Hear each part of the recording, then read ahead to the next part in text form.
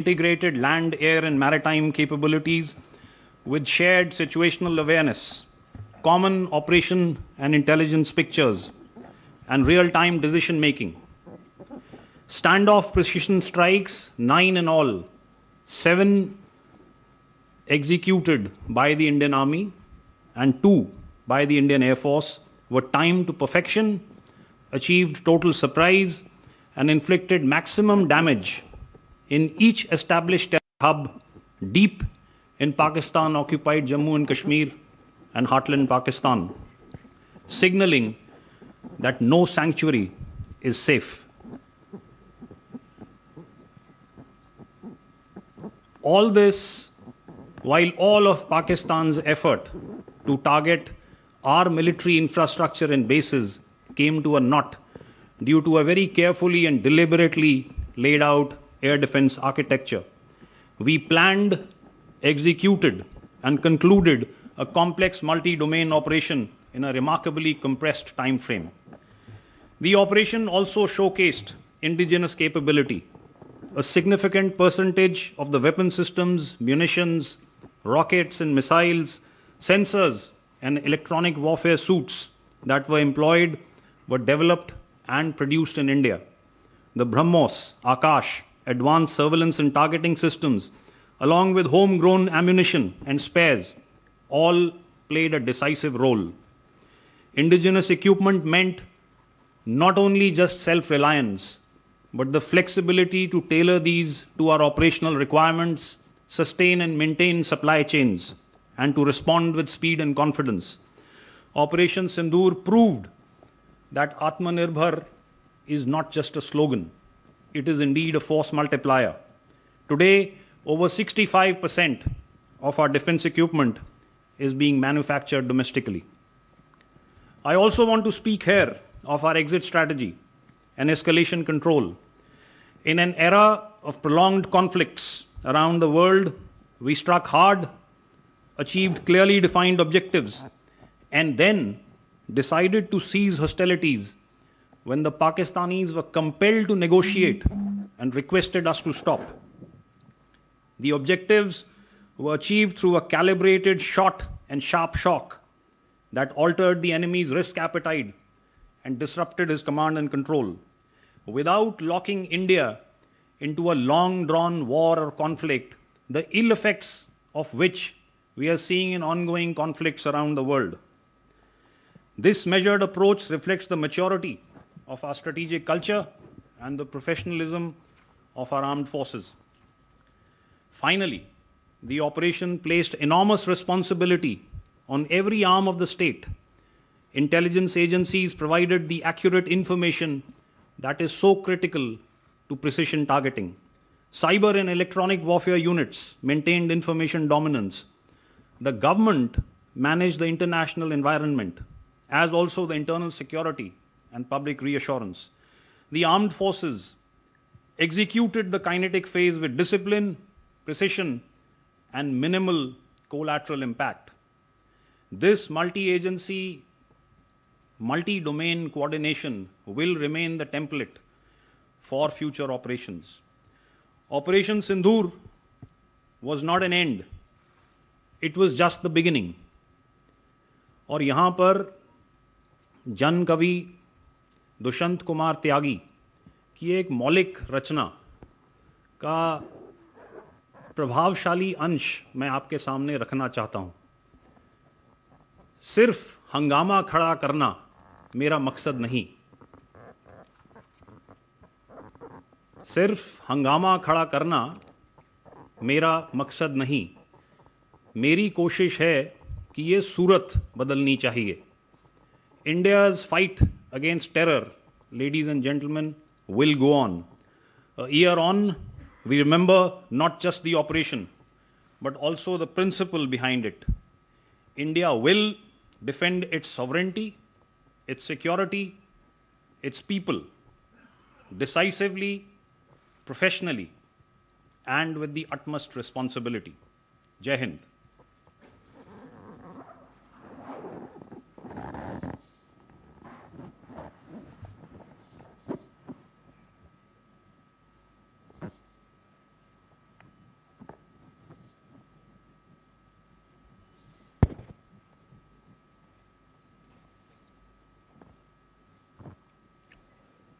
Good afternoon, friends.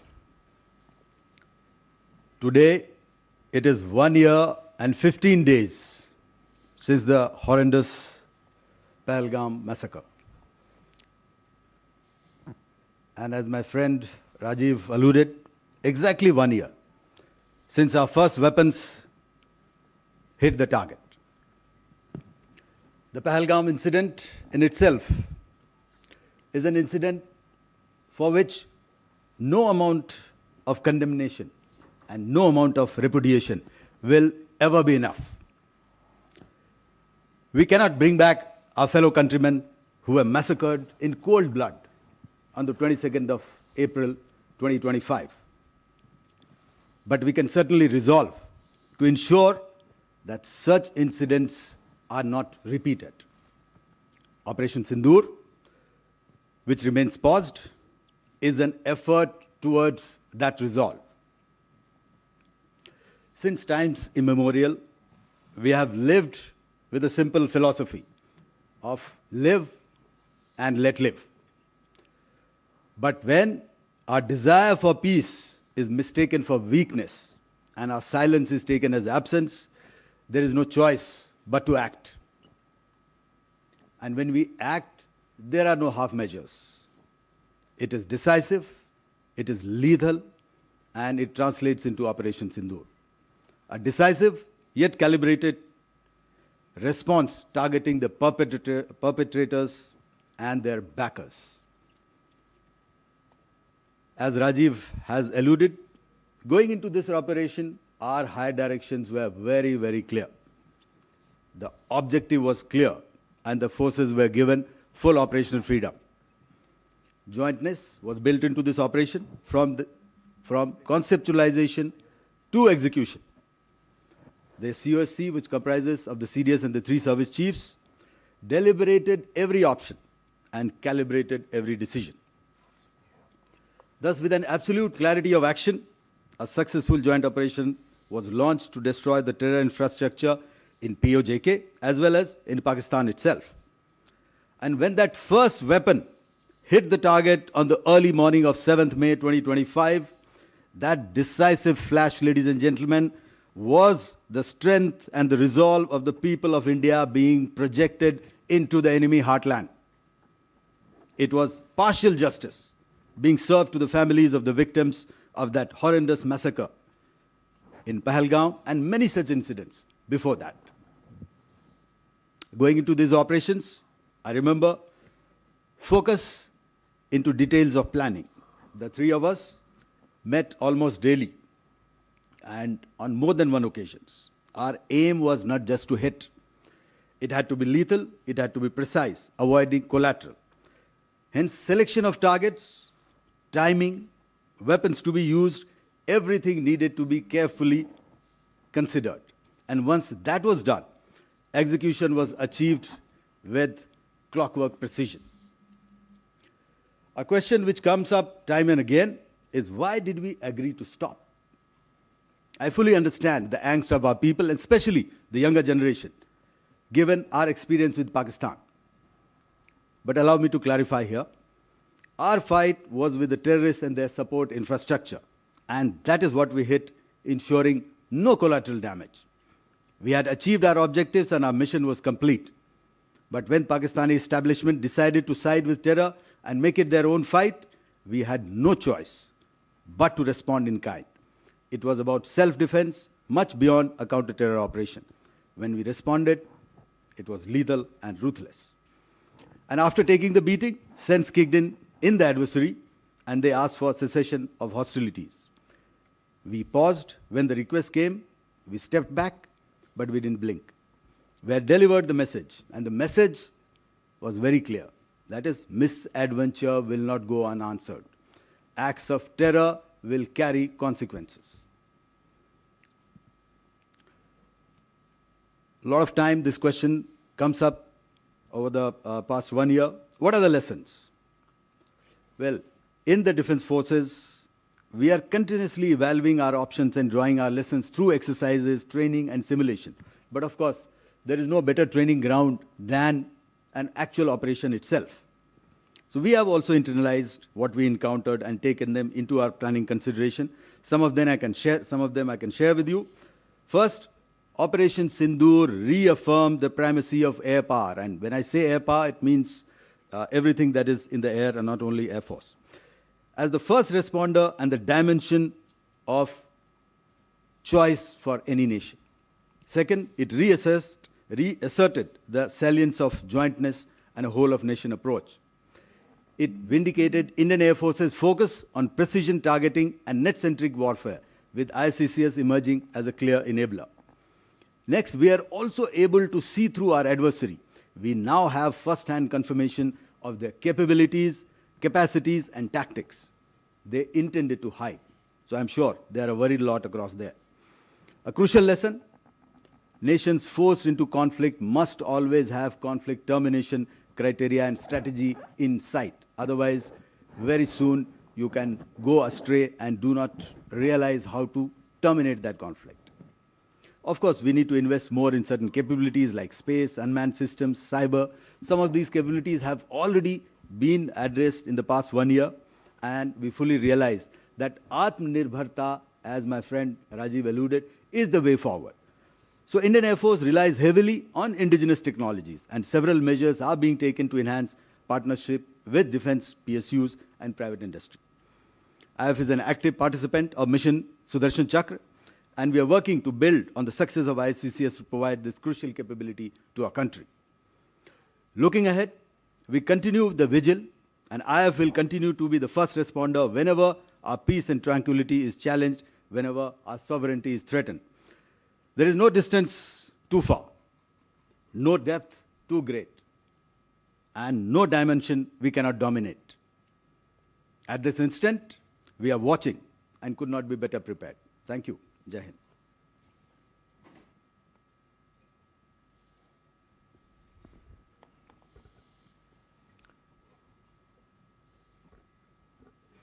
Good afternoon, ladies and gentlemen. I consider it as a privilege to be amidst you on the first anniversary of Operation Sindoor, an operation that stands as a defining testament to India's resolve against terror and to the decisive strategic vision of our national leadership.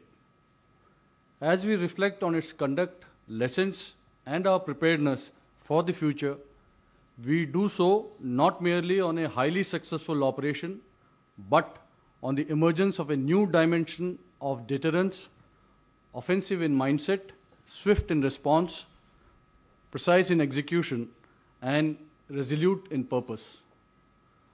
Operation Sindoor underscored the strategic vision of our national leadership, which provided a precise and unambiguous mandate and the necessary operational freedom, enabling decisive kinetic action by the Indian Defence Forces. In the immediate aftermath of the dastardly Pahalgam attack, the Indian Navy transitioned rapidly to combat readiness, deploying the carrier battle group, surface action groups, led by potent indigenous frontline warships, submarine, aircraft, and special forces in an offensive posture in the northern Arabian Sea. On the night of 6-7th May, the naval personnel also participated in the precision strikes on terror infrastructure alongside the Indian Army and Indian Air Force, underscoring jointness. As the campaign unfolded, forward deployment of the Indian Navy compelled Pakistani naval and air units into a defensive posture, largely confined to harbors or operating close to their coastline. Our dominance at sea created credible deterrence and held Pakistani economic trade, routes and risks, thereby significantly contributing to the escalation control mechanism. Op Sindoor validated India's ability to respond to asymmetric provocation with deliberate, precise, and proportionate force. It demonstrated that terror infrastructure and supporting military enablers can be targeted swiftly and effectively whilst maintaining escalation dominance. The operation also highlighted the decisive role of indigenous cutting-edge technologies, platforms systems and equipment, including drones, layered defense systems, and counter-uncrewed aerial systems. By striking the terror hubs in the heart of Pakistan using long-range precision weapons, India effectively called the bluff on Pakistan's nuclear blackmail. The growing relevance of uncrewed and autonomous systems, as seen in the recent conflicts, reinforces the need for accelerated integration into our operational constructs. Our endeavor, therefore, remains focused on inducting these niche capabilities and constantly reviewing our concepts of operations to remain ahead of the adversary. The information domain emerged as a parallel battle space. Disinformation was effectively countered, and the whole of government approach ensured prevalence of our own strategic intent over the manufactured narratives. Lastly, and perhaps most importantly, the operation demonstrated the operational dividends of the principles of JAI, that is, jointness, Atmanirbharta, and indigenization. Seamless integration of three services through Chiefs of Staff Committee, as Air Marshal Bharati just mentioned, regular meetings of all the three Director Generals of the services, aided in better situational awareness, control of escalation response, and quick decision-making, enabling better actions on ground. The establishment of Joint Operation Control Center ensured synchronized military actions against the adversary. Furthermore, the seamless coordination with all national agencies, including Indian Coast Guard, intelligence and maritime agencies, ensured robust employment of the comprehensive national power. The performance of indigenous ships such as the aircraft carrier Vikrant, Kolkata and Visakhapatnam class destroyers validated the Indian Navy's investment in indigenous capability, blue water readiness, and integrated warfighting, thus reaffirming Atmanirbharta as a critical enabler for operational success. To conclude, I would like to assure the citizens of Bharat that the Indian Defence Forces, including the Indian Navy, remain ready and forward deployed. If Op Sindoor was proof of calibrated resolve, our next response will be about sustained overmatch. If challenged again, we will not merely respond, we'll shape the battle space from the outset. The Indian Navy, alongside the Indian Army and the Indian Air Force, has demonstrated capability to strike deep, strike far, and strike sure, anytime, anywhere, anyhow. Jai Hind. Jalmev yas, balmev tasya. Thank you.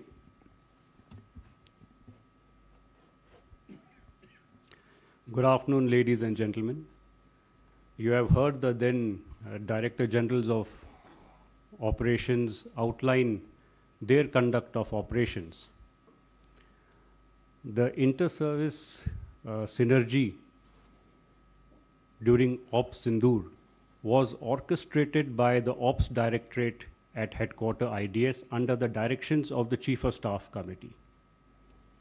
Importantly, operations were seamlessly integrated across not just traditional domains, but also cyber, space, and information domains, marking a decisive evolution in our warfighting philosophy. Ops Sindoor demonstrated our ability to deliver integrated effects with speed, precision, and clarity of purpose, serving as a foundational step towards multi-domain operations. This capability is the result of sustained efforts over the years to build structures, processes, and capacities for executing multi-domain operations in its true sense. What we witnessed during Ops Sindoor was not just an isolated success, but the manifestation of deliberate institutional strengthening. The success of Ops Sindoor is firmly rooted in the reforms initiated by the government, including the creation of the post of the CDS. The Honorable Raksha Mantri's declaration of 2025 as the year of reforms has been pivotal in driving jointness, integration of structures, organizational processes, and the push towards Atmanirbharta. These reforms provided the enabling framework that translated into operational success. The operation also highlighted enhanced situational awareness at all levels of command, supported by a robust joint communications architecture that enabled timely aggregation of all intelligence, surveillance, and reconnaissance inputs. This architecture continues to be strengthened and is now being integrated into a fully functional Joint Operations Control Center for improved joint targeting and decision-making. In the air defense domain, systems like the IACCS and the Akash Tir were integrated to provide a unified and comprehensive air situation picture. These networks have since been further reinforced, contributing to a more resilient and responsive air defense grid. We are also working towards an integrated and layered architecture to ensure seamless protection against multiple threats, vectors to include drones, loiter ammunitions, and missiles. At the operational level, the fusion of multi-sensor inputs from across the services and national agencies enabled a comprehensive situational awareness grid. The significantly compressed decision-making cycles ensured decisive outcomes. A key pillar of our progress has been the strengthening of the integrated command and control structures, supported by advanced decision support systems and data-driven processes. A gradual process of transition from a network-centric to a data-centric architecture is underway. Our multi-domain approach has expanded into new emerging domains. In the space domain, close coordination with ISRO and the Department of Space is enhancing real-time ISR and targeting capabilities. In the information and the cognitive domains, coordinated efforts with the Ministry of Information and Broadcasting during Sindoor established an effective model of civil-military fusion. Building on this, a Defense Strategic Communication Division is being established, leveraging AI-enabled tools to counter misinformation in real time. Emerging technologies have underscored the importance of unmanned and autonomous systems. We are inducting longer-range precision capabilities and advancing manned-unmanned teaming. Formulation of a national counter-UAS policy in coordination with Ministry of Home Affairs and civil aviation authorities is currently underway. Jointness continues to be reinforced through doctrinal and structural advancements. Multiple tri-service doctrines have been promulgated, complemented by initiatives as the Military Quantum Mission and other documents under the Defense Forces Vision 2047, which was released by the Honorable Raksha Mantri a few days back. On the ground, integration is translating into tangible capability through joint logistic nodes and tri-service maintenance protocols, enhancing efficiency and operational readiness. Interagency coordination has also been significantly strengthened. Synergy with the Ministry of Home Affairs and the BSF has improved coordination along the LC and the IB, while seamless integration of the Indian Coast Guard operations with that of the Indian Navy has bolstered coastal security. Engagement with national security agencies and intelligence agencies such as the DRDO, NTRO, and the wider intelligence community, along with industry, both public and private and startup, reflects a mature whole-of-nation approach aligned towards common strategic objectives. Extensive tri-service exercises and wargaming and simulations over the past year have validated and refined our multi-domain operation concepts, ensuring agility and future readiness. Today, we stand equipped with integrated capabilities, strengthened by joint structures and seamless coordination amongst the services, ministries, and government agencies, reflecting a true whole-of-nation approach. Thank you. Jai Hind. Ladies and gentlemen, we'll now have the question and answer session. Before we proceed, a few ground rules you are aware of. We will take questions in sets of 3 at a time. Please keep your questions brief and avoid multiple questions in one go so that we can cover maximum people. Also, once nominated to answer the question, kindly introduce yourself and the media house you belong to prior to asking the question. And please restrict your questions to Operation Sindoor and the aspects covered by the general officers on the stage. General officers will now take the questions. You have the placard with you. With that, kindly introduce yourself. A placard number 65, 15, and 85, Mr. Ravi. Starting with 65, please. Yeah.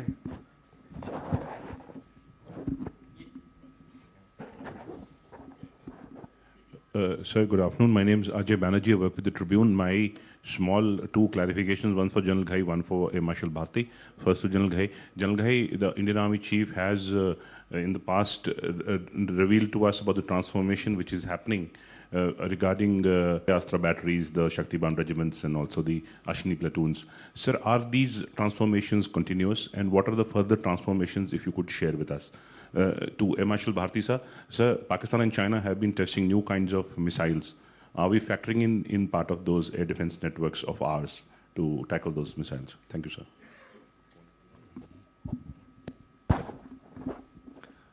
This is Ravi Shankar from Bharat Shakti. Here. We are interacting with you with the same panel which that used to brief us last year during Operation Sindoor. That is very pleasant and reassuring as well. So सीधा सवाल पे आते हैं. पाकिस्तान ने ये कहा था, दावा किया था कि हमने भारत को बहुत नुकसान पहुंचाया.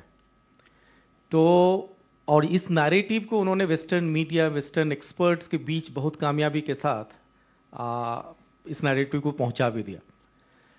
मेरा सवाल एयर मार्शल भारती से है कि इन दावों की सच्चाई क्या है. क्या आप शेयर करेंगे इन दावों में कितना दम है, भारत का कितना नुकसान हुआ था? और दूसरा जनरल घई के साथ कि घई साहब आप ये बताएं कि ऑपरेशन सिंदूर पॉज हुआ है, आप ऐसा बता रहे हैं, लेकिन ये चल रहा है, इट्स ऑन गोइंग. तो ये किस फॉर्म में चल रहा है, इसका क्या डायमेंशन है, ये बड़ा शेयर करें please. Thank you. Hi, good afternoon. This is Shivani. I'm from NewsX. Gentlemen, we all have been seeing since the past 1 year, and we've also been talking about the integrated theater commands. We are in Jaipur. It's been touted as one of the commands which will be the headquarters.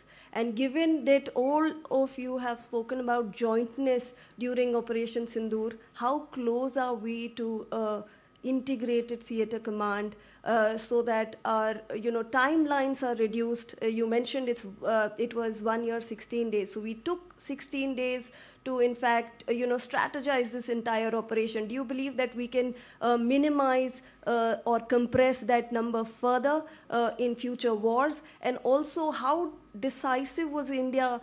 Because when we are looking at escalation ladders across the world in this geopolitical world, India was very decisive. So what helped India actually make or take that call that we decided that the enemy had to come to the negotiating table?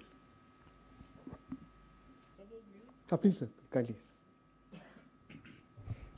Okay, Ajay, you asked the question about transformation. So you're correct. The chief has repeatedly spoken about this ongoing transformation. You mentioned a few Devyastra batteries. You also mentioned the Ashni platoons. There are more. There is the Shaktiban regiment. You saw the Bhairavs being paraded on Kartavya Path this year on the Republic Day. Definitely these transformations are ongoing. I will not go into the specific numbers of how many of these organizations are being raised. That is an operational detail, so we will not go there. But a significant number is already being raised. Their roles and tasks are very, very clearly delineated. While we've given a thought So when you speak about the Divyastra, I don't mind telling everybody here that that's related to the artillery, as is the Shaktiban.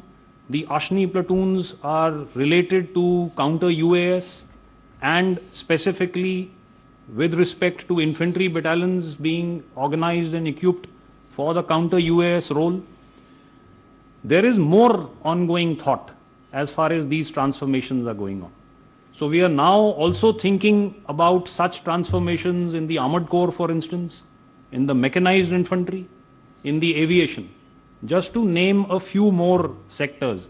And as we go on, you will hear us bring out more details. But all these deliberations are at a very advanced stage. So that is, Ajay, to answer your question about the transformation. As far as Ravi Shankar from Bharat Shakti, Ravi, आपने जो सवाल पूछा है about in what form is Operation Sindoor going on? देखिए, air marshal Bharti ने बताया कि pause हो गया. आई थिंक एक सिविलियन अंडरस्टैंडिंग होती है कि लड़ाई में सिर्फ एक दूसरे के ऊपर गोलाबारी होती है. There is kinetic action, whether stand off और conventional where people come close. लेकिन ऑपरेशन का जारी होना मतलब इज ऑल्सो मेकिंग प्रेपरेशंस. और जो तैयारियां चल रही हैं, अजय बैनर्जी ने पूछा सवाल कि ट्रांसफॉर्मेशन कैसे चल रहा है. वो ट्रांसफॉर्मेशन क्यों चल रहा है? क्योंकि कुछ लेसन्स हमने इम्बाइब किए ऑपरेशन सिंदूर से. उन लेसन्स की वजह से हमें लगा कि हमने कुछ बदलाव करने हैं अपने स्ट्रक्चर्स में, अपनी ऑर्गेनाइजेशंस में, अपनी इक्विपिंग में. तो वो एक तैयारी चल रही है. उसके अलावा जो डिप्लॉयमेंट्स हैं उस पर सोच विचार चल रहा है. एक्चुअल ट्रिगर अगर होगा और काइनेटिक एक्शन की ज़रूरत पड़ेगी तो वो भी होगा. सो इस हिसाब से ये ऑपरेशन अभी भी जारी है और जारी रहेगा. क्योंकि जैसे मैंने अपने स्टेटमेंट में भी बताया, India's war against terror will go on. So therefore the operation will remain in progress for as long as it is required. I will now request air marshal Bharti, जो आपका दूसरा सवाल था लॉसेज और डैमेज के बारे में कि पाकिस्तानीज का ये दावा है, उसका जवाब एयर मार्शल भारती देंगे. ओके, एक एक करके. सबसे पहले ट्रिब्यून, आपने चाहा कि I should answer Pak and China testing new kinds of missiles. So what are we doing about it? Of course, see, we are continuously doing the environment scan. Okay, and that's our job. All right, and whatever requires to be done, we put in motion as to be always ahead, okay, of their capabilities. And between the two, of course, the dynamics are different between Pakistan and China. But we are continuously factoring in, and if I could support that argument with certain projects. Okay, you would remember we have already contracted for the S-400s. Okay, some units were still yet to fetch in, so they are fetching in now. So that is one input. We are also working our indigenous systems like Kusha, which you would be aware of, and our DRDO is working on that, and which we hope that it will be available to us in near future. As I said, the Honorable Prime Minister has already conveyed the direction for Sudarshan Chakra, so we are working towards that. As also of our own indigenous air-to-air missile Astra, so we are trying to improve on that. Various other projects, QRSAM. So it's a continuous process, and it's not that we don't articulate in the open media as to what all we are doing, but lots is happening, and rest assured that we aim to be ahead of their capabilities. So that is our focus. As far as second question from here, Bharat का कितना नुकसान हुआ है, तो आपने देखा है नुकसान के तौर पर they have not been able to inflict any major damage onto our side. Okay, ना तो हमारे कोई military infrastructure damage हुआ है, much of civilian structures. So whatever they came with, okay, be in terms of missiles, be in terms of loiter munitions, be in terms of other unmanned systems, we were able to neutralize that with our integrated approach and integrated ISCCS, Akash Tir and IMSAS, okay, that we have alluded to earlier. So whatever they may say, remember, narratives and rhetoric do not give you victory. Victory is measured by hard facts, and hard facts we have given out to you earlier, 1 year, starting from 1 year hence, and in between also in various forums it has been given out to you all. And what are the hard facts? The hard facts are that we struck and decimated their 9 terrorist camps on the 7th of May. Proof is there for everybody to see. The hard facts and the ground reality is that we struck 11 of their airfields. The ground reality is that we destroyed 13 of their aircraft, either on ground or in the air, including one high-value airborne asset at a record distance of 300 kilometers plus. So that is the hard fact. तो take your pick, आपको क्या विश्वास करना है और क्या नहीं विश्वास करना है. और तीसरा और कोई सवाल था? Okay, thank you. Shivani, before I ask General Zubin to answer your question about theatre commands, you also said that what was it so compelling that we did which forced the Pakistanis to come to the negotiating table? What compelled them? You've just heard Air Marshal Bharati give out the statistics. If I was to add the damage that we caused on the line of control, for instance, you know, inadvertently, their honors and awards list, which was out in the internet domain, told us that so many of those awards were given posthumously. So the numbers that they suffered on the line of control in the exchanges that followed, they lost more than 100 soldiers. That number is in excess of 100. 100 terrorists were what were killed in those 9 terrorist camps. So there was innumerable amount of damage which compelled them. And at the end of the day, if the Pakistanis were to make the same amount of investment in their battle fighting ability as much as they do in the narrative, I think they would have fared much better. So, you know, that's advice that they could take. Zubin? Shivani, you asked this about where are we in the theatre commands. And so, you see, you heard the Chief of Defence Staff in his various talks bring out that this is at the final stages and a lot of work has been done towards that. But I would like, and that's a decision of the government, you know, but I would like to bring out over here that just raising of the theatre commands is not the aim. It is what has happened as a background work in terms of jointness, integration, because that forms the bedrock and the fabric of theatre commands. So here we have, you know, there are numerous tasks under jointness and integration. To give you an exact number, 197 tasks in domains of operation, intelligence, op logistics, human resource, regulations, which form that bedrock. Towards that, some of these tasks are to be completed before the theatres to be formed and some after the formation of the theatres. And that's going on at a very fast pace. There is a lot of work which has been done. If you just as an example see what happened in Op Sindoor itself, was not an one-off and overnight in a synergy which happened. It was an institutional work. And the formation of the JOCC, Joint Operation Control Center, fusion of ISR resources of the services, decision-making processes are all institutional work which has laid that foundation which will happen for the theatre commands. So therefore, whenever the theatre commands get announced, which is the prerogative of the Government of India, we are ready to form that bedrock. And is there was any other question you asked? That was it. No, Yeah, that's it. Okay. I think we can go on the next set of questions. I just want to, I'm itching to respond to, amplify further about Shivani, your question regarding, how decisive and why could we be decisive? That we have, all three have clearly reiterated that a clear and precise political mandate was there with us and operational freedom was given to us. And we were very, very clear at the initial stages that we were to neutralize the terror infrastructure.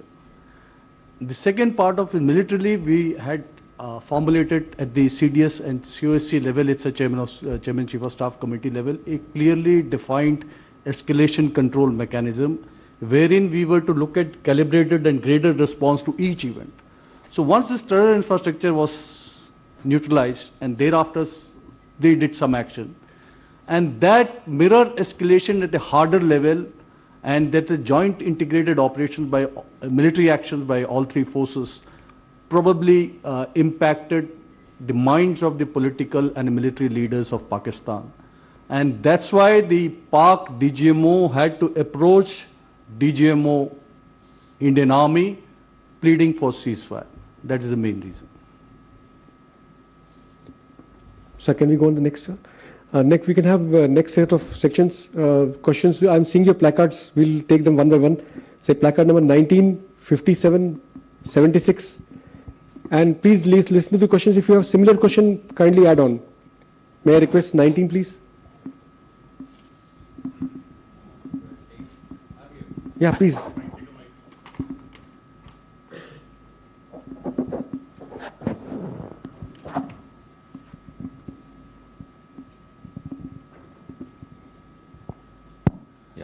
I'm Mayank, I work for Times Now. My question is, without raising a doubt about the collusion which was between Pakistan and China, can we get to understand what was the level, even if it was intelligence sharing, or what kind of a collusion was between Pakistan and China? That's my question. I request if answers can come from all four of you, because that would add to articulations in a different manner. Thank you so much. 57, please. Sir, I'm Ajit Dubey from the ANI, sir. Sir, my question is to General Ghai, Marshal Bharati and Admiral Pramod. Sir, when soon after the operations got over, the Deputy Chief of Army, he said that this was a unique war in a way that we were fighting three adversaries in one border, where the Chinese were providing the weapons, intelligence, satellite communication, satellite coverage, everything to the Pakistanis, and that Turkey was providing them with drones. So, how are we preparing for this kind of a war? And was this thought earlier, like we have been hearing about two-front war, but fighting three adversaries in one front? Was that ever thought about, and how is it being planned to be countered in future?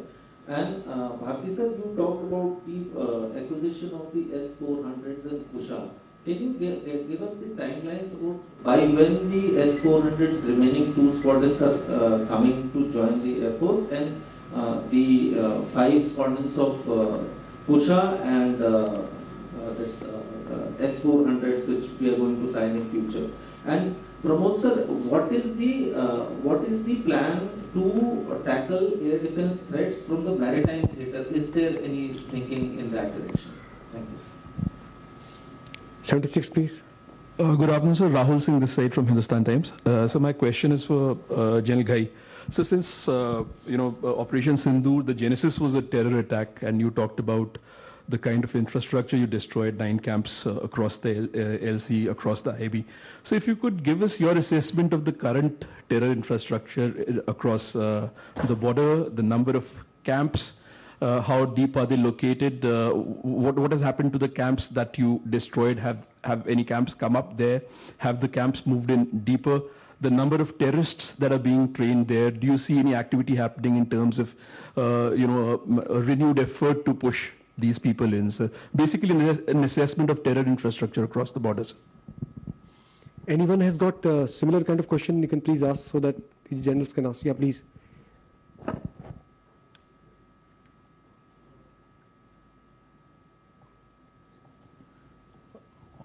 Hi sir, मैं मनीष हूँ India TV से। मेरा similar question है Rahul sir से related है ये है क्योंकि ये पूरा वेस्टर्न बॉर्डर पे खास तौर पे जो 7 टारगेट्स आपके थे, उन टारगेट्स की इस समय की कंडीशन अगर सैटेलाइट इमेजेस से देखते हैं तो काफ़ी कुछ चेंज हुआ है। तो नंबर ऑफ टेररिस्ट जो खास तौर पे इन एरियाज़ में है, चाहे वो जम्मू कश्मीर के ठीक सामने के एरियाज़ हों या फिर नीचे की तरफ, उनकी अभी क्या सिचुएशन है? और जो स्पॉट किए गए थे, जैसे आपने भी अभी बताया कि number of terrorist killed in that particular, उसके बाद से लेकर अभी तक आप क्या देख रहे हैं? क्या वो ह्यूमन शीट फिर से लेना शुरू कर रहे हैं? क्या वो डेप्थ एरिया की तरफ चले गए हैं? क्या वो इन्फिल्ट्रेशन अटेम्प्ट या बाकी और जगह ये कोशिश कर रहे हैं पूरे एरियाज में? Okay, so before we go to the questions about collusivity and timelines for some of the Air Force equipment that Ajit asked, I'll answer these questions about terrorist infrastructure and terrorists. So Rahul and Manish, as far as numbers are concerned, look, traditionally we've identified terror launch pads, terror camps, terror infrastructure across the line of control. And we are fairly well aware, our intelligence agencies usually have very good information about these details. So there are certain clusters across the line of control. I do not want to name these for the sake of confidentiality, but there are certain clusters across Pakistan occupied Jammu and Kashmir, and today even across the international boundary, that we associate with terrorists. The dynamic nature of these launch pads and camps is a peculiar aspect. So as you are suggesting, from time to time the numbers will differ. The very nature and geography, or should I say the layout of these terror camps and infrastructure also continues to change. What's happened to the 9 that we hit, at least as far as the 2 more famous ones are concerned, they've been in the news. There has been money that has been pummeled in to try and reconstruct those. As far as the other 7 are concerned, we have a fair idea of what the numbers are, but it's safe to presume, and I said this in my statement, Air Marshal Bharati reiterated that no sanctuary across the line of control is safe. We will hit everything. He spoke about depths. We will go after everything.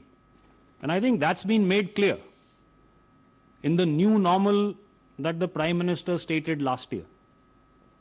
But the conditions, the timing, and the method will be ours. That's what he said when he spoke about the new normal. So these are the 3 aspects. So therefore, the nature and numbers in these terror camps may keep fluctuating.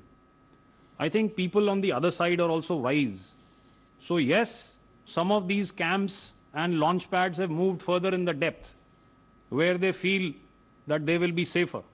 But like I said, no sanctuary is safe. So this is as far as about the terror is concerned.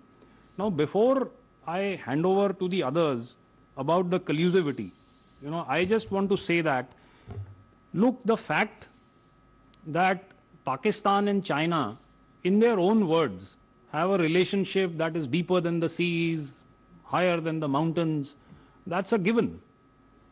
The fact that Pakistan has 80% of its military equipment of Chinese origin is a given. Whether we are fighting against 3 adversaries on the same border, be it Turkey or China or Pakistan, look, you play against the team that turns up on the park. So that's not something that should worry us so much. It's not something which is in our control. What is in our control is what we've all spoken about. Zubin spoke about what are the capabilities that we are building in an integrated manner. We spoke about transformation. The challenges have been identified and are clear. India, and I say India, and its armed forces are all on the path to meeting these challenges. That's why a year hence, we are all sitting in front of you. Just to give you a sense and an assurance that what we learnt last year has been well imbibed and we are on a path. Bharti sir? Thank you, Rajiv. I think he has said all that needed to be said about collusivity and what did we expect, okay, with the kind of equipment that they operate, and from both sides, okay, be it from our northern adversary, northern neighbor, or be it from Turkey. All right. So that can be expected. All right. But I would like to, yes, here make a comment. Because we were reacting to some terrorist incident and their backers. So should the support have come the way it has come, that is for us to ponder. Okay. But you know, I would like to paraphrase it in you know, our Rashtrakavi Dinkar's one of the poems. Okay.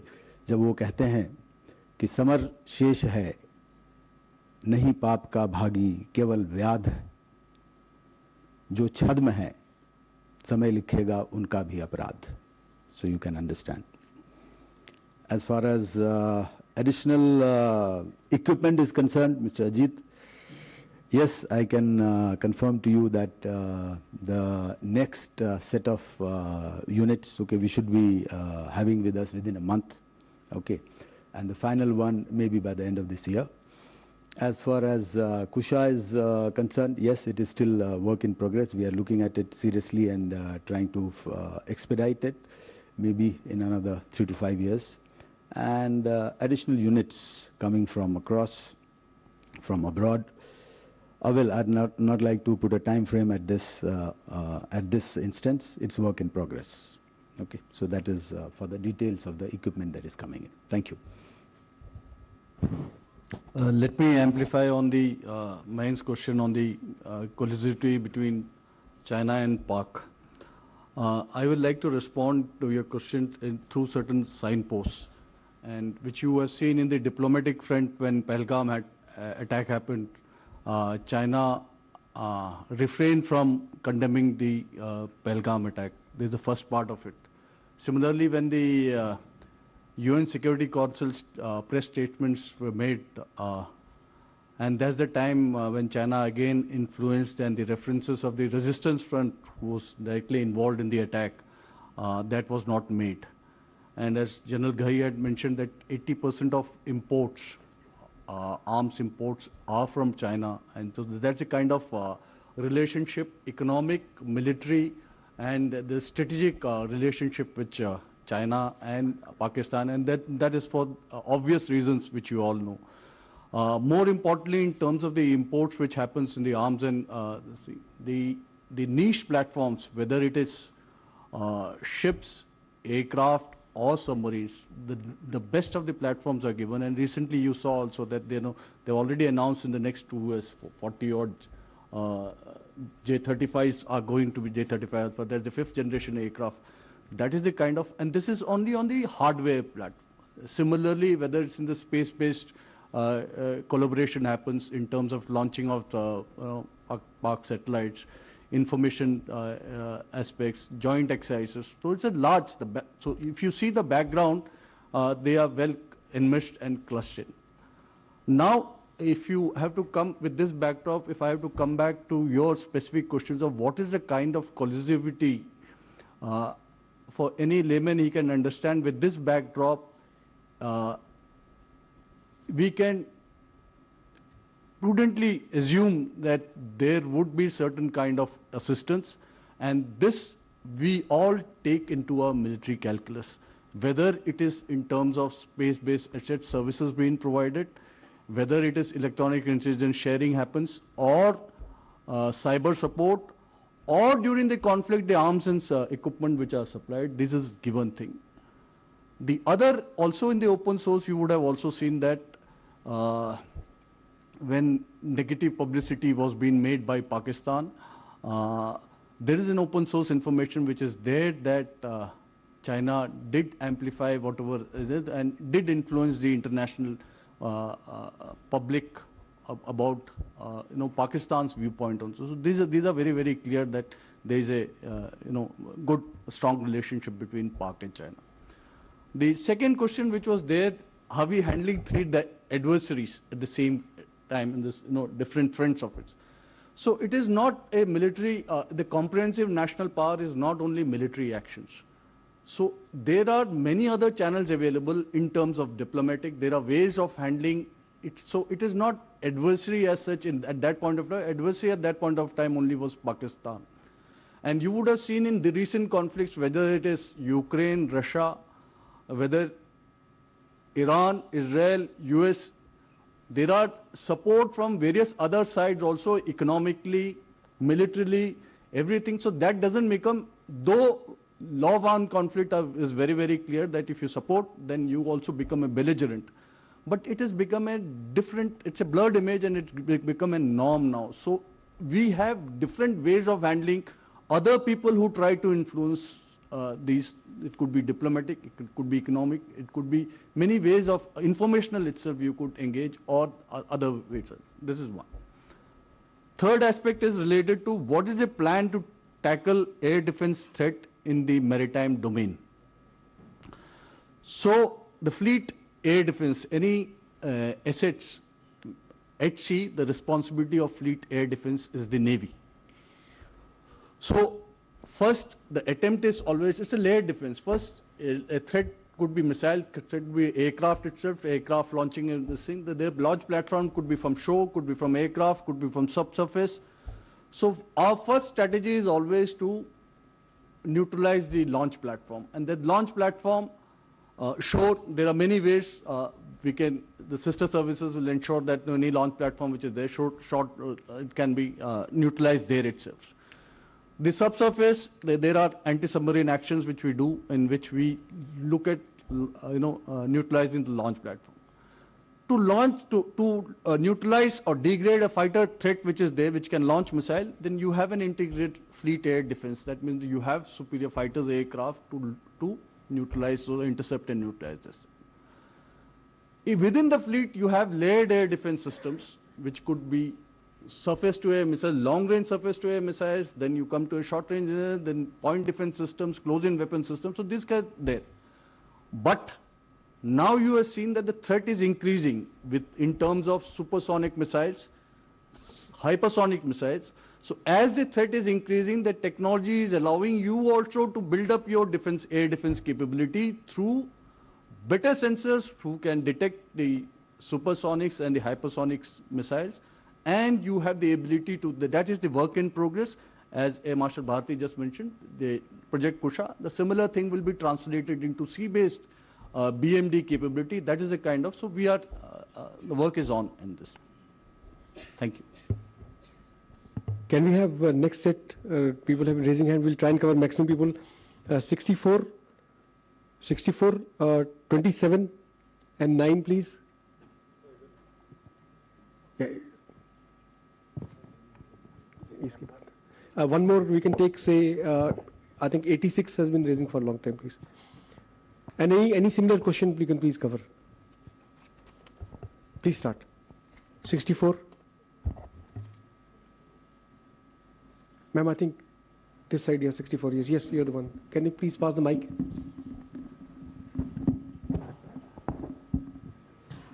So my first question is to Vice Admiral Pramod. You said that India, sorry, I'm Parvinder Sandhu from the Statesman Group. So you said that India called Pakistan's nuclear bluff. So did India access any nuclear signaling during the operation? My next question is to Lieutenant General Ghai, that you spoke about intelligence. If you could repeat the first question again. So you said that India called Pakistan's nuclear bluff. Did India assess any real nuclear signaling during the operation? My second question is to General Ghai, that you spoke about intelligence inputs being very precise post-operation. So how did Pahalgam attack happen in the first place? Were intelligence failures identified? And my next question is to Air Marshal Bharati. You mentioned we stepped back but did not leave. Does that mean some military assets are still positioned for rapid retaliation if something happens again?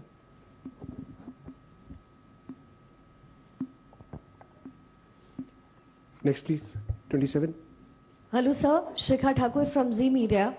General Ghai, पहला सवाल मेरा आपसे है। Operation सिंदूर को लेकर के बहुत सारे नैरेटिव्स आए, लेकिन सर सबसे बड़ा मिसकंसेप्शन जो आपको लगता है जो फैलाया गया ऑपरेशन सिंदूर को लेकर के, वो क्या है? हम चाहेंगे कि वो आप यहाँ पर बताएं।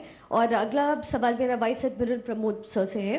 सर, एक इवेंट पर रक्षा मंत्री राजनाथ सिंह ने खुद कहा है कि इस बार मौका नेवी को सबसे पहले मिलने जा रहा है, तो क्या इसके मायने क्या है? और फ्यूचर इंडिया पाक कॉन्फ्लिक्ट में क्या ये सिर्फ लैंड बॉर्डर तक सीमित नहीं रहेगा, बल्कि अरेबियन सी और मेरीटाइम चोक तक भी पॉइंट्स तक एक्सटेंड होने की संभावना है? एंड इन दैट केस क्या हमारी तैयारी होगी? 9 number, please. Ma'am, 9.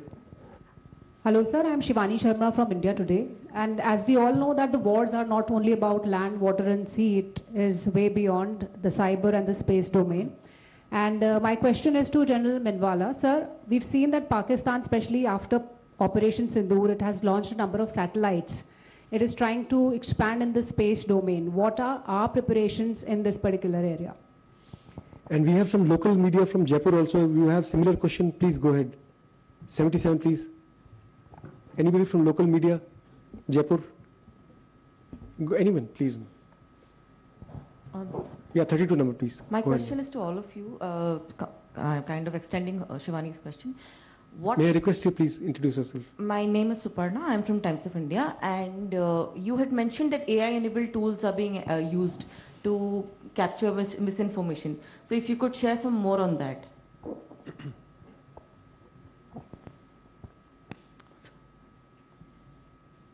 Sir, please. 86? 86, yeah, 86 Yeah. left. Good afternoon, sir. This is Anju Nirvam from TV9 Bharatvarsh.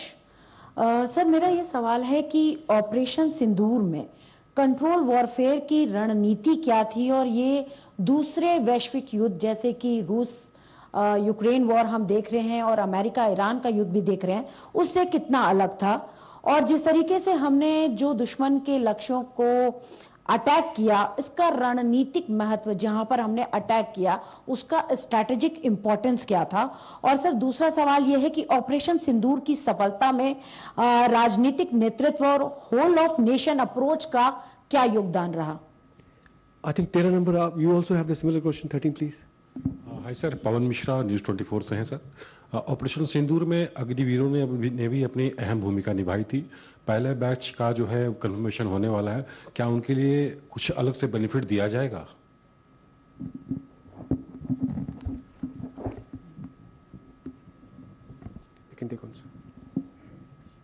Okay, Pramod, you want to answer your part first? Nuclear signaling.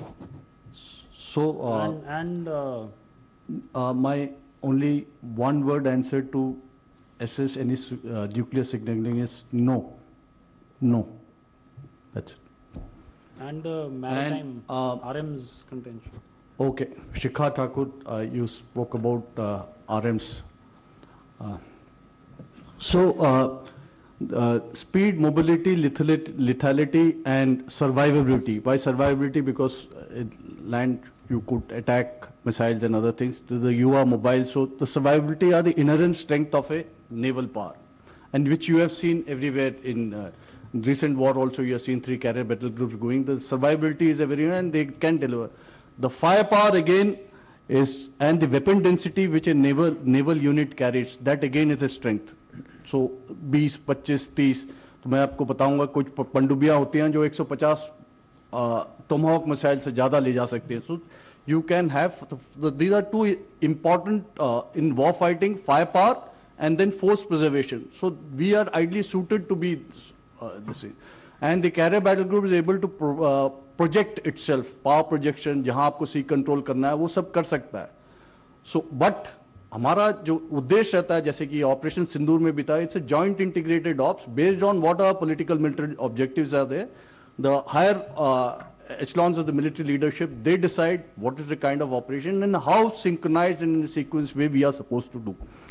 Now coming back to your question per se, as अभी navy की बारी है, तो मैं ये बताना चाहूँगा और मेरे सहयोगी डीजीज भी ये मानेंगे कि when, how and where of a military operations is higher element of surprise is important in any kind of operations. So I cannot today decide that, and because the adversary will be prepared for it. So that is a very, very important factor. So I cannot share with you and say that this is my plan.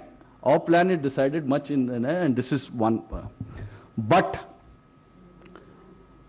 if situation arises and opportunity comes our way, be sure that we will deliver a decisive blow without any hesitation.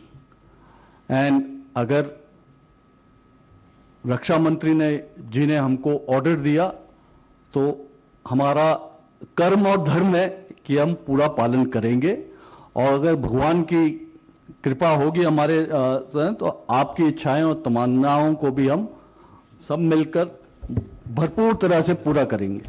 Thank you. Before I ask Zubin to answer the questions that were specifically directed towards him, and Air Marshal Bharati also to come in at the queries that were directed to him, two questions. Pramila, you spoke about the intelligence failure and why did the attack take place in the first place? Parminder, I'm sorry. So, let's not sit on judgment here and say that it was a failure. Intelligence is all about how timely it is. While it is available, there is always a process of synthesizing it and then making it available to the people who can act on it. Also, don't forget that sometimes there is a gap in perception about how maybe all of you understand counter-terrorist operations and how they actually unfold on ground. The terrorist or the insurgent has this benefit of merging into the population. So that's a big challenge at all times. And let's not forget that the heinous manner in which Pahalgam was carried out, while we've seen incidents like that in the past, in Kashmir, in other parts of heartland India, this is intelligence, even if it is late by a couple of minutes or hours, it's going to be catastrophic. That's how it happened. But I want to concentrate on the fact that once that had happened, we actually hunted those people down in conditions that are always challenging and tough. Took all the time that it did, but the perpetrators were put to rest. And how? I think all of you know that very well. So yes, I reiterate that we have an intelligence base and data that we work from, and I said that in specific relation to the question that was asked about terror camps and infrastructure being across. Intelligence is also aware about terrorists that may be working in the hinterland and probably merged in the population right now, and those efforts will always go on. Whether it was timely or not, that's a debate that will go on. Now, Shikha, you said, what is the biggest misconception that the Pakistanis could have peddled after the operation? The biggest one is they tried to peddle it, probably tried to run away with the narrative. And then, like Air Marshal Bharati said, there is a difference between narrative and evidence. The first time the three of us came and appeared in front of you, we came with you with videos, with photographs, with timestamps on what we did. Have you seen any authentic video being put up by the Pakistanis? So narratives apart. So the biggest misconception that they tried to peddle is that we won the war. But I think that's come undone since then. All their stories have fallen flat. And at the end of the day, they threw what they had at us. And it all came to a naught. Nothing, and I say nothing, actually succeeded for them. So no, that's a sad story. And like I said, they could have done better to invest in capability rather than narratives. Bharti sir? Yeah, okay, thank you. Okay, first question on Operation Sindoor paused, and are we still forward deployed from the statesman correspondence?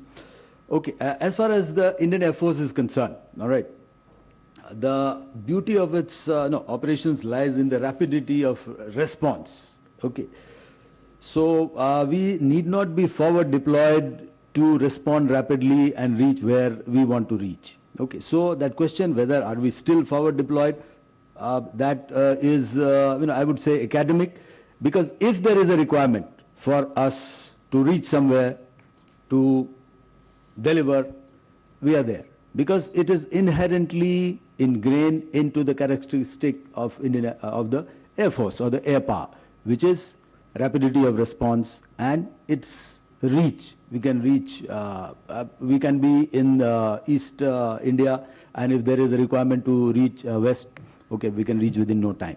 So our posture as to are we forward deployed, what I would like to say that we are deployed as per our requirement, as per our threat assessment, and we are ready even as we speak. So that has been the posture, not during Sindoor, that has been the posture before Sindoor, during Sindoor, and it remains the posture even today, and it will continue to remain so. Second question from TV9 correspondent, जो हिंदी में था, control warfare की वैश्विक राजनीति क्या है? और ये बहुत ही अहम सवाल है और बहुत ही I mean say it's a good question. Alright, so control warfare, operation Sindoor कैसे अलग था और सब जो हमारे चारों तरफ हो रहा है, तो that you have caught the essence of it. It was a very controlled escalation. सबसे पहले तो हमारी रणनीति क्या थी, हमारा उद्देश्य क्या था इस ऑपरेशन में जाने के पहले? उद्देश्य था कि जो भी टेरर और टेरर बैकर्स हैं उनको टारगेट किया जाए, जो हमने किया. और उद्देश्य the objective was very clear, और हायर डायरेक्शंस हमारे बहुत क्लियर थे कि टेरर और टेरर इंफ्रास्ट्रक्चर को टारगेट करना है. बहुत हो गया, हमने बहुत सह लिया. This will become a new normal. That was the message which needed to go, and that we have driven firmly and very forcefully. So एक बार वो हो गया, उसके बाद हमने उनको कहा कि हमारी लड़ाई आतंक और आतंकवाद के खिलाफ है, और आपने जो किया उसके लिए हम परपेट्रेटर्स को पनिश कर रहे हैं, और हमारी लड़ाई और किसी से नहीं है और हम इसके आगे नहीं जाना चाहते. लेकिन उन्होंने उसे अपनी लड़ाई बना ली, उसके मिलिट्री ने उन्होंने अपनी लड़ाई बना ली और हमारे ऊपर वापस अटैक किया. तो उसका जवाब तो देना ही था, और जब जवाब देना है तो जवाब मतलब मीक जवाब नहीं होगा. As I said, it will be lethal, it will be forceful, it will be visible, which it was. लेकिन फिर भी हम इस इरादे से नहीं गए कि सब कुछ नेस्त नाबूद करना है, एक बेस ले लिया, एक जगह ले लिया और उसको पूरा मिट्टी में मिला देना. नहीं, हमारा आइडिया ये था to drive home a message कि look, you cannot hide anywhere. We see you everywhere and we will reach you everywhere. So that if you see our targeting pattern, it is some airfields, some radar sites, some command and control centers, some aircraft, some hangars. What does it indicate? It indicates a controlled, escalation. It indicates a message to the adversary that look, we can reach you at will. So, सुधर जाओ. So that was what was our, our strategy, और वो थी हमारी राजनीति. Now राजनीतिक नेतृत्व की महत्ता आपने पूछा, बहुत बड़ी महत्ता है. जब तक वो विल नहीं होगा हमारे देश में कि हमें कुछ करना है, तब तो सब कुछ, जितनी भी आपके पास क्षमता है, वो तो सीधी क्षमता, बस क्षमता ही रह जाएगी, उसका प्रयोग नहीं होगा. तो जब तक वो will, वो direction, and it is a whole national resolve. It doesn't come from a single entity. It is a whole national resolve being projected. So जब तक वो राजनीतिक नेतृत्व की वो will पावर नहीं होगा, वो direction नहीं होगा, कुछ move नहीं कर सकता. So that is a very important aspect of any nation's response, and this was an important aspect in Operation Sindoor as well. Thank you.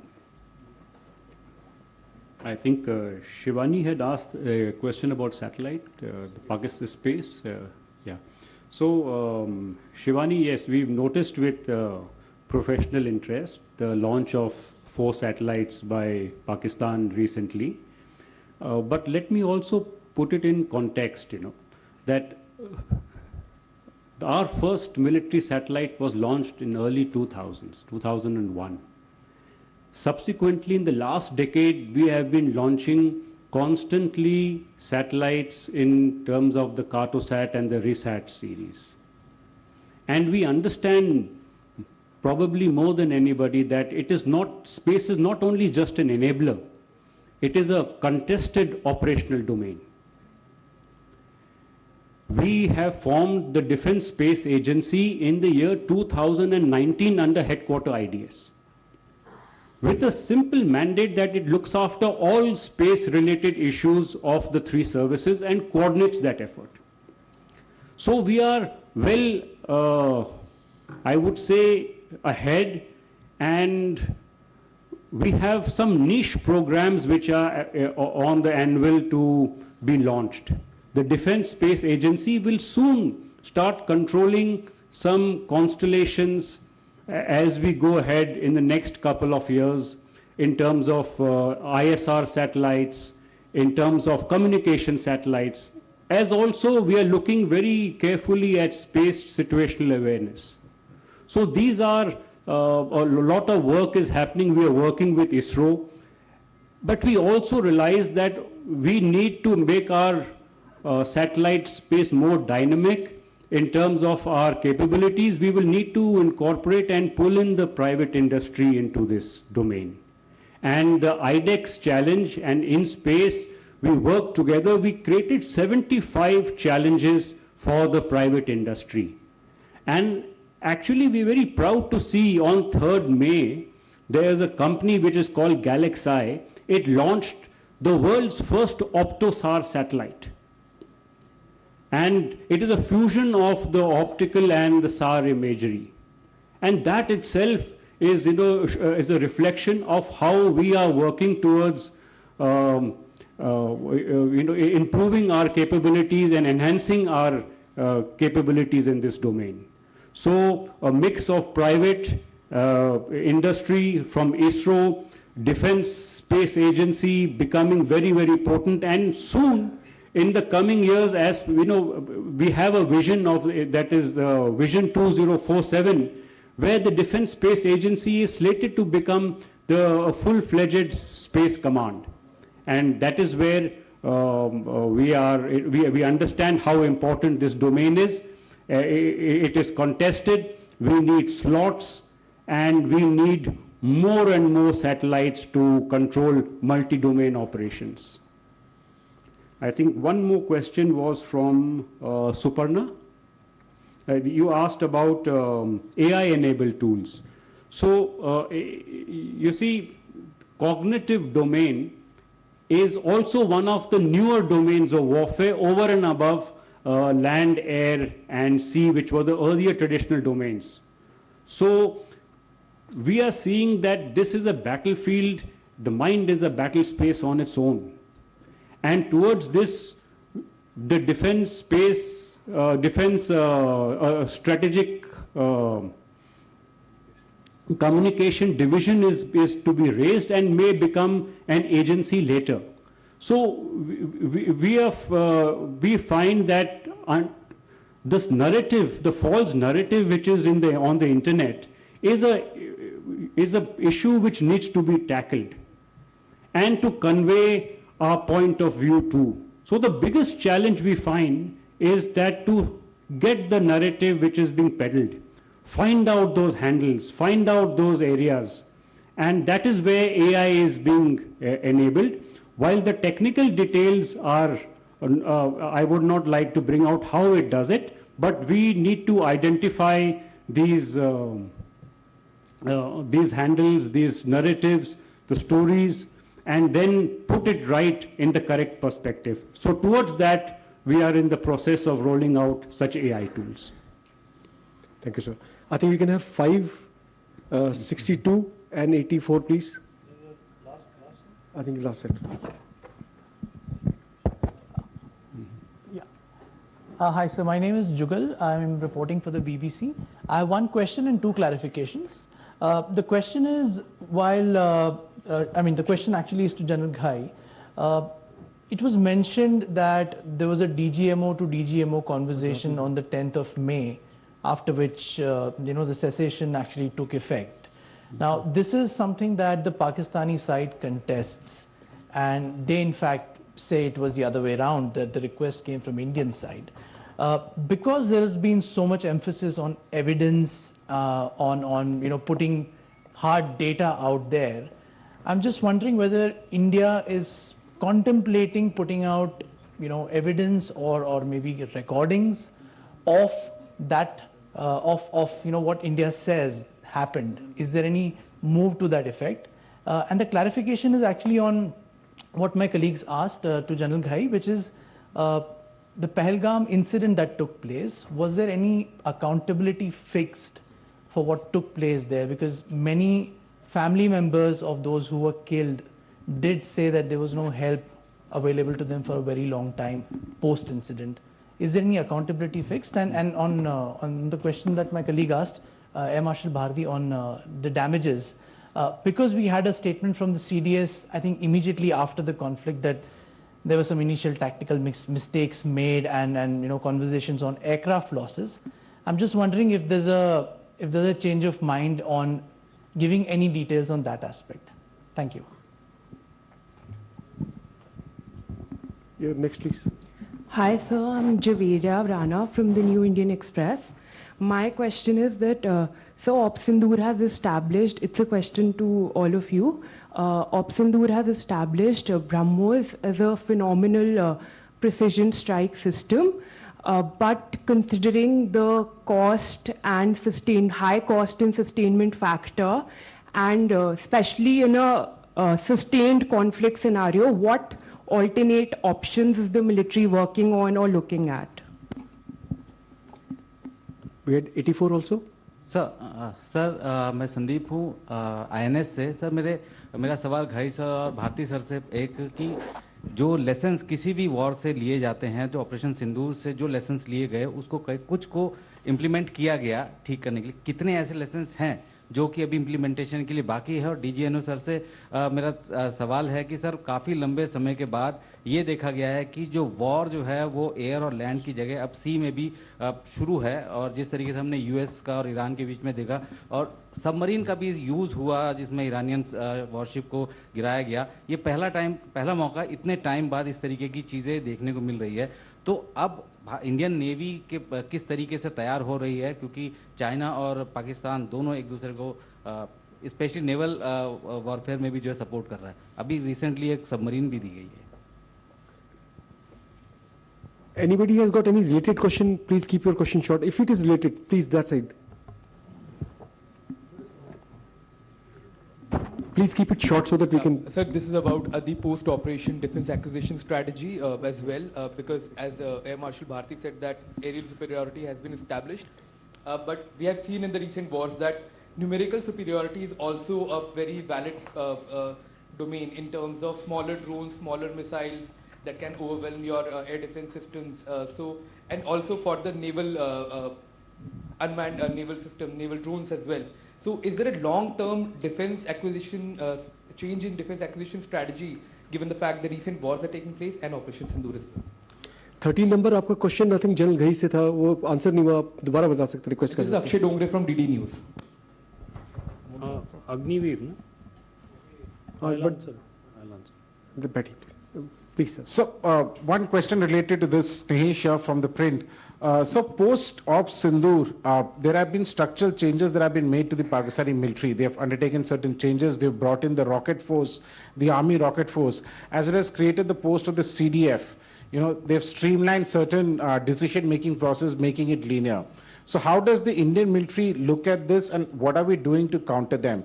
At the same time, Air Marshal Bharati, so you headed the operations, the air operations.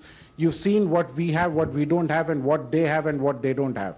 Now you've become the deputy chief in charge of the procurements in the Air Force. what are the priority areas for you as far as the Air Force, strengthening the capability of the Air Force is concerned on the procurement front, sir? Thank you. Sir, one related question to Stanish's question, sir. I'm Ajit Dubey from ANI, sir. Sir, just a small comment from General Ghai. How do you see Asim Munir rewarding himself for the loss in Operation Sindoor and promoting himself as Field Marshal, sir? Okay, first, Jugal, DGMO to DGMO. Look, contrary to belief, this is not a new phenomenon. It's not as if during Operation Sindoor, the Pakistani DGMO picked up the phone and spoke to the Indian DGMO. This has happened in the past. There is a hotline functional today. Representatives from both the directorates speak every week to resolve essentially problems on the line of control. The fact that that medium was used is known. If you're asking me, are we going to try and put out evidence? I don't think that's necessary. There is no such plan. If they want to live in a world where they want to bury their head in the sand and say all is well, they can be our guests. I don't think any evidence is required. But everybody knows that they were compelled to do what they did. I think Air Marshal Bharati gave out the stats of what happened. I substantiated that by what happened on the line of control. So I think it is an operation that achieved total surprise. We inflicted damage on all of less than 90 hours. So when you subject somebody to this kind of ignominy, I think they had no other recourse but to pick up the phone and call. And call he did. That's a question, since you're from the BBC, you could also direct to the other side. So, and I think it's also been made clear in Parliament last year by no less than the Prime Minister himself as to what the sequence of events was. It was a bilateral call between the two of us. As far as differences and disputes between India and Pakistan are concerned, we are very clear in India that this is bilateral.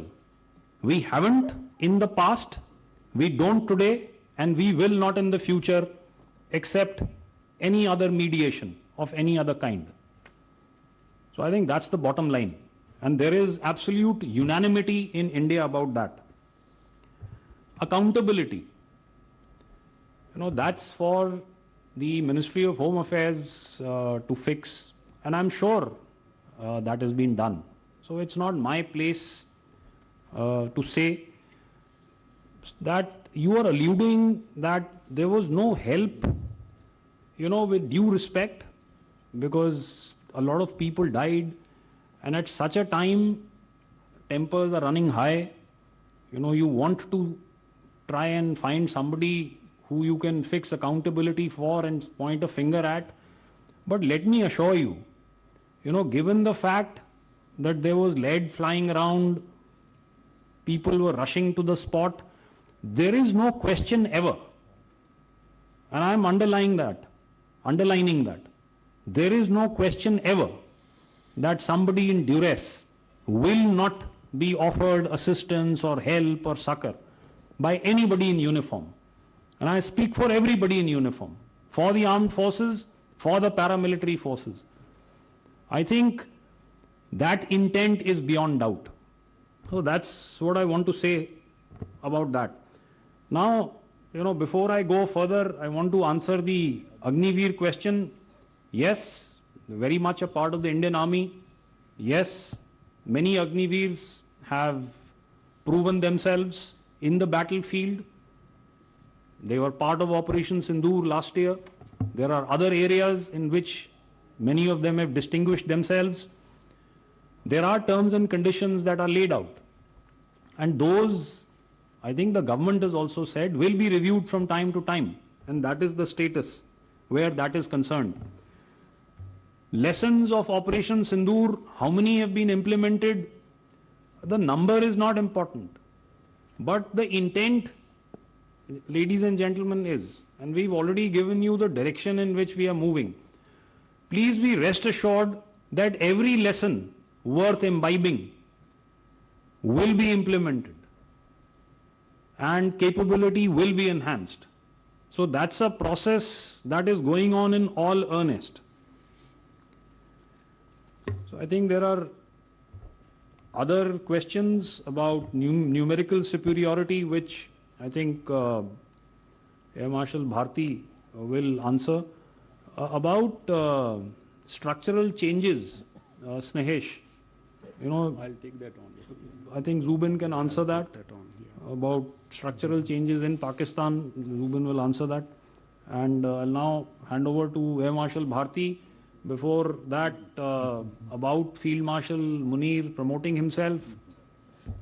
Well, what can I say? That is for them to answer. We've looked at that process with some kind of amusement. Okay, Mr. Jugal, now coming back once again, we have talked about it. Okay, what losses they inflicted. Okay, in the initial narrative only I have told. Okay, so there is nothing more that I would like to convey. We have conveyed it enough. I have conveyed it on the 11th of May 2025 itself. Even the Chief of Air Staff on few occasions he's conveyed that. So I don't think it deserves any more comment, because any comment, okay, on the effectiveness or the absence of it, okay, will be advantage the other side. So let them think whatever they want to think, suits us, because only we know the ground reality. So, and we won't like to give them that advantage of giving a feedback, because nobody gives us that advantage of a feedback. In fact, no, world over, no adversary gives advantage of a feedback to the other side. So we won't like to give that. So let them think whatever they think. Okay. And as I said, we know, and we know the ground reality, and ground reality I have already articulated earlier in my response. So I'll leave it at that.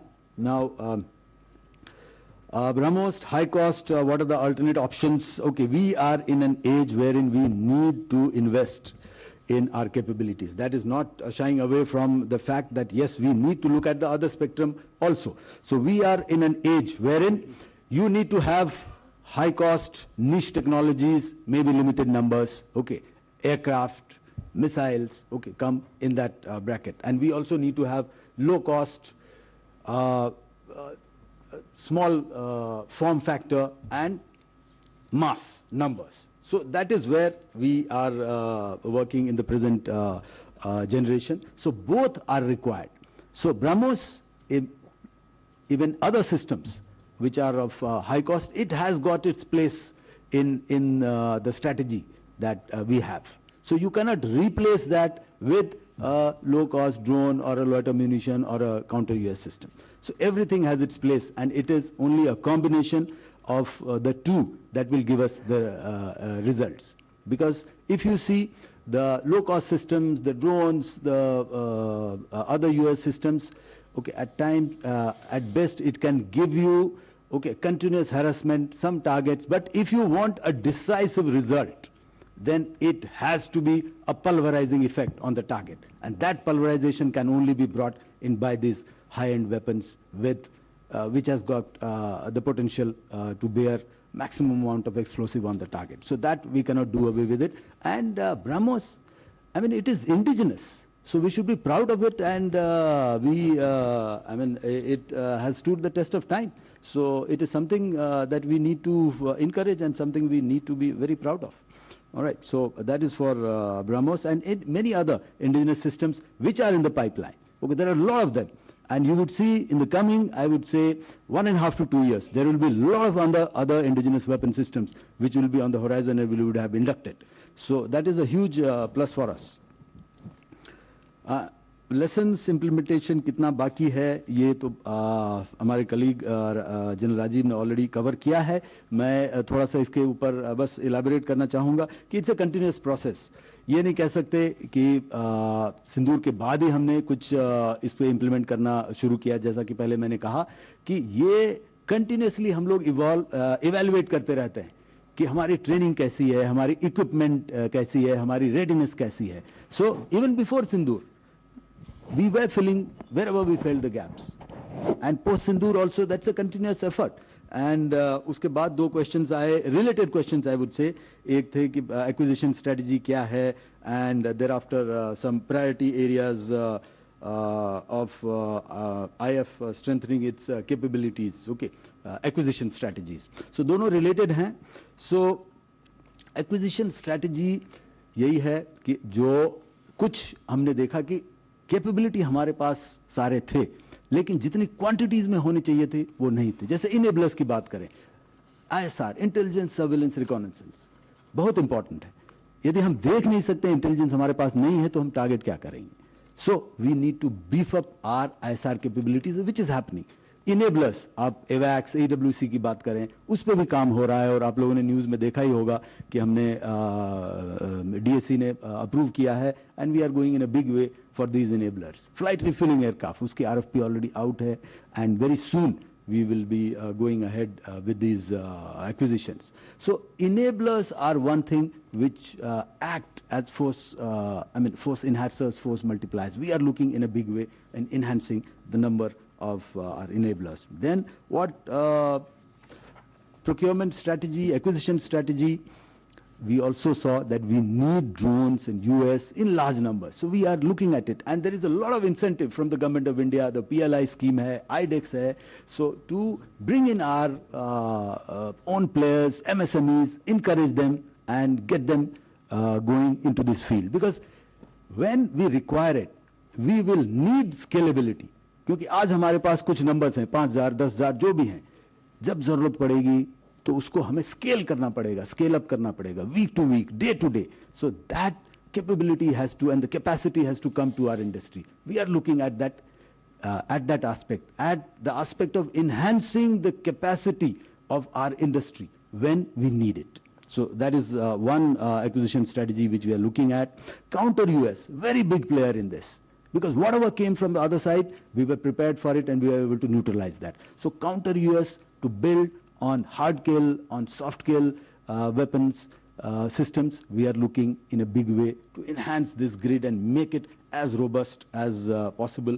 And space-based assets he has already spoken about. Priority areas, we have made a long-term vision for Indian Air Force, which you all will be aware of. And SCON strength, yes, is low. We are looking at seriously at enhancing this strength. And if you realize, this time Government of India has increased the funding for the Indian Air Force. Last time it was about 1,30,000 crore. Now we are at 1,55,000 crore, which gives us additional funds. And it is not that that is all. If we need more, more would be available. So we have planned in the long term our vision, 5th generation aircraft will work on AMCA. We are already working on the MRFA. And of course our own indigenous systems. LCA Mark 1A very soon. It should be coming to us. Mark II we are working on. First flight, it should be in near future. And AMCA, of course, as I said. So those are the indigenous systems. So fill in the gaps, enhance the SCON strength, and look at indigenous systems.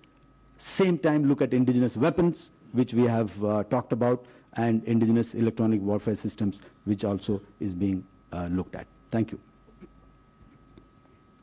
Snesh had asked about the structures, what Pakistan has created after Op Sindoor. In a way, Snesh, it's a indicator of firstly creation of a Army Rocket Force Command, of how hard he was also hit.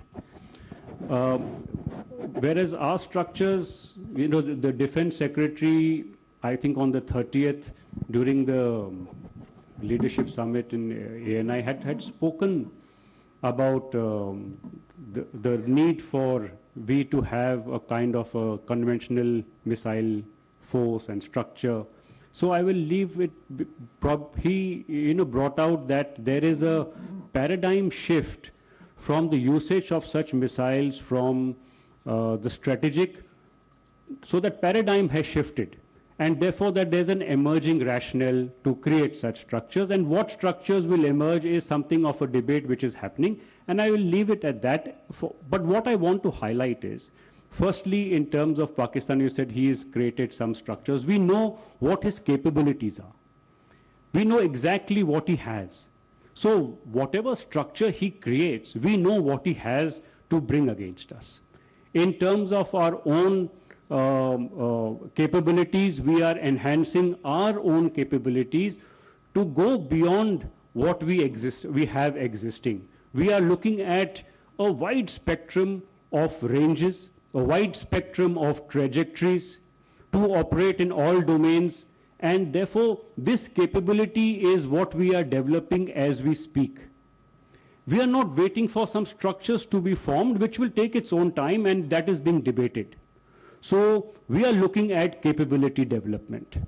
And in terms of the usage and employment of such vectors is very important. You know, I want to highlight that two important doctrines are being looked at in this regard. And one is a joint ISR doctrine and a joint targeting doctrine. And both are very critical in this domain to employ such vectors when we bring it into a more optimal and effective way. And as is, we have a very effective delivery system. The enemy knows that we have potent force currently held with us, and in the future, you've seen some trials also from DRDO which have happened in the recent past. So these are all kind of vectors that we are now looking at, and we have a very efficient decision-making and delivery system in place as we speak. I think it's time to close now, and we thank all the media people. Maybe I forgot your name, Sandeep. So Air Marshal Bharati briefed you on the procurement part. I just want to give two more. I think it's very, very pertinent questions which you asked both, and related to BrahMos and the drone part. And you have hinted, and in your question in itself, you have given suggestions to us. And you are right that we would not like to put all eggs in one basket, but we fight with what we have. And BrahMos, as Air Marshal Bharati said, there are alternative 1 to 2 years. We have other mix of long-range vectors which we are looking at indigenous development taking place. Same thing about the drone question, very pertinent to a question asked, you know, what is related to policies, procurement, how we are going to. And for that, the government is working out, and the gestation period from the conceptualization of a platform, how to induction that compressing the timelines, that is being worked out, and that solution will come through. Moment we have Atmanirbhar, definitely we have much more control over our indigenous industry, so that aspect should be Sandeep, yours is a very good observation, and this is after a very long time we see so many number of aircraft carriers there in the Indian Ocean region, carrier battle groups. Till 5th May or 6th May, there were 3 carrier battle groups operating in Indian Ocean region. That was Abraham Lincoln, George Bush, and Gerald Ford. Gerald Ford has left, and now French Charles de Gaulle has entered Indian Ocean region.